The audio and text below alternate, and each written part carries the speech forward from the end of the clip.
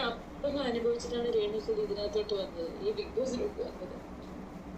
അതിനൊരു കാരണക്കാര് നിങ്ങളെ നെഗറ്റീവ് പറയുന്നവരൊക്കെ തന്നെയാണ്. അതിന് ഒരുപാട് താങ്ക്സ്. ഇനിയിപ്പൊ ഞാൻ പോയാലും പോയിട്ടൊന്നും എനിക്കൊരു വിഷയമല്ല. പക്ഷെ എന്നെ സെറ്റ് ടാങ്കെന്ന് വിളിച്ചു, അതോട് ഞാൻ ക്ഷമിക്കൂല. അതിന്റെ പേരിൽ എന്ത് വന്നാലും. സത്യം പറയാലോ, രേണുസുതിയോട് ചോദിക്കാനുള്ളത് ഉളുപ്പുണ്ടോ എന്നുള്ളത് മാത്രമാണ്. കാരണം രേണുസുതിയെ അക്ബർ സെപ്റ്റിക് ടാങ്ക് എന്ന് വിളിച്ചിട്ടുണ്ടെങ്കിൽ കഴിഞ്ഞ വീക്കെൻഡ് എപ്പിസോഡിൽ ലാലേട്ടൻ ഉൾപ്പെടെയുള്ളവർ വന്ന് പറഞ്ഞതാണ്.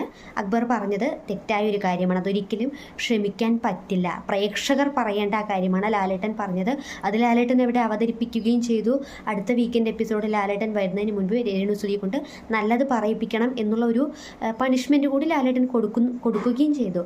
പക്ഷേ അതിനുശേഷവും അക്ബറിനെ മാക്സിമം ശ്രമിക്കുന്നുണ്ട് രേണുസുതിക്ക് ആ ലവ് ഷേപ്പിലുള്ള ദോശ ഉണ്ടാക്കി കൊടുത്തും പാട്ടുപാടിക്കൊണ്ടും ഒരുപാട് രേണുസുതിയെ കൊണ്ട് നല്ലത് പറയിപ്പിക്കാൻ ശ്രമിക്കുന്നുണ്ട്. പക്ഷേ മനസ്സിൽ ഉള്ളിൽ ഒരു വ്യക്തിയെക്കുറിച്ച് വ്യക്തിവൈരാഗ്യം പുലർത്തിക്കൊണ്ട് ഒരു വ്യക്തി താൻ ക്ഷമിക്കില്ല എന്ന് ഉറച്ച് വിശ്വസിക്കുകയാണെങ്കിൽ അവരെ എങ്ങനെ ഒരു കാരണവശാലും തിരുത്താൻ നമുക്ക് ആർക്കും സാധിക്കില്ല. ഇനിയിപ്പോൾ എനിക്ക് അക്ബറിനോട് പറയാനുള്ള ഒരൊറ്റ കാര്യം മാത്രമേ ഉള്ളൂ. അക്ബർ ഇനിയിപ്പോൾ ഇതിൻ്റെ പേരിൽ ഈ രേണുസുതിയെ സെപ്റ്റിക് ടാങ്ക് എന്ന് വിളിച്ച് രേണുസുതി ക്ഷമിച്ചില്ല എന്നതിൻ്റെ പേരിൽ ബിഗ് ബോസ് വീട്ടിൽ നിന്നും പുറത്താവുകയാണെങ്കിൽ പ്രൗഡായി ഇങ്ങ് പോരണം. കാരണം താനൊരു ഗെയിം കളിച്ചിട്ടാണ് ബിഗ് ബോസ് വീട്ടിൽ നിന്നും വരുന്നത് എന്നുള്ള അഭിമാനത്തോടു കൂടി തനിക്ക് ബാക്കിയുള്ള ദിവസങ്ങൾ കണ്ടിന്യൂ ചെയ്യാടോ.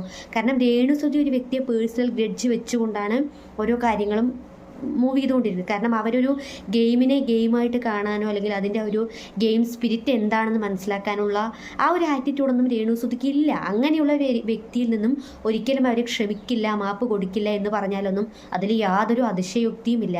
കാരണം രേണുസുതിക്ക് ഇതല്ലാതെ മറ്റൊരു കണ്ടൻറ്റും ഇല്ല.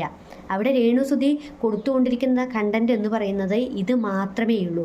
ഈ ഒരു സെപ്റ്റിക് ടാങ്ക് എന്ന് പറഞ്ഞുകൊണ്ട് എത്ര ദിവസം ബിഗ് ബോസ് വീട്ടിൽ നിൽക്കാൻ പറ്റുമോ ആ ഒരു ഗെയിമാണ് രേണുസുതി ഇപ്പോൾ എടുത്തുകൊണ്ടിരിക്കുന്നത്. പക്ഷേ ചീപ്പ് ഗെയിമാണ്, പറയാതിരിക്കാനാവില്ല. പ്രേക്ഷകർക്ക് വല്ലാത്ത ഇറിറ്റേഷൻ തോന്നുന്നുണ്ട്. ഇപ്പോൾ രേണുസുതിയുടെ പുറത്തുള്ള ലൈഫ് വെച്ചുകൊണ്ട് അക്ബർ എന്തെങ്കിലും പറഞ്ഞതാണ്, അതിനുശേഷം സെപ്റ്റിക് ടാങ്ക് എന്ന പേര് കൊടുത്തതാണെങ്കിൽ ഈ പറയുന്ന ഞാൻ പോലും അക്ബറിനെതിരെ സംസാരിച്ചിട്ടുണ്ട്. പക്ഷേ ഇപ്പോഴും അതിന് അക്ബറിനെതിരെ സംസാരിക്കുമായിരുന്നു. പക്ഷേ അക്ബർ അതിനെ ആ ഒരു ഗെയിമായി കണ്ടുകൊണ്ട്, ആ ഒരു ടാസ്ക്കായി കണ്ടുകൊണ്ട് മാത്രമാണ് ആ ഒരു പേര് കൊടുത്തത്.